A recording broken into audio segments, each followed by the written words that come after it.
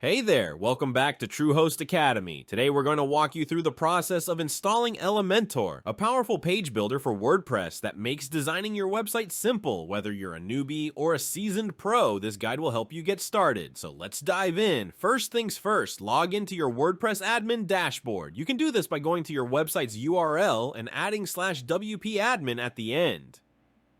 Enter your username and password to access your dashboard. Once you're in the dashboard, look at the left-hand menu and click on Plugins, then select Add New. This is where we'll search for Elementor. In the search bar, type Elementor. The first result should be Elementor Website Builder. Click on Install Now to start the installation process. Once Elementor is installed, you'll see an Activate button. Click on that to activate the plugin. Activation is necessary to start using Elementor on your website. Now that Elementor is activated, you'll see a new menu item on your dashboard labeled Elementor. You can explore its settings and features from here. To create a page using Elementor, go to Pages in your dashboard and click Add New. Give your page a title, then click on the Edit with Elementor button. This will launch the Elementor editor. You're now in the Elementor editor. Here you can drag and drop widgets, customize sections, and design your page with ease. Experiment with different elements to get the look and feel you want. And that's it. You've successfully installed and started using Elementor on your WordPress site. If you found this video helpful, don't forget to give it a thumbs up and subscribe for more tutorials. If you have any questions or run into issues, drop a comment below and we'll be happy to help. Thanks for watching and happy designing.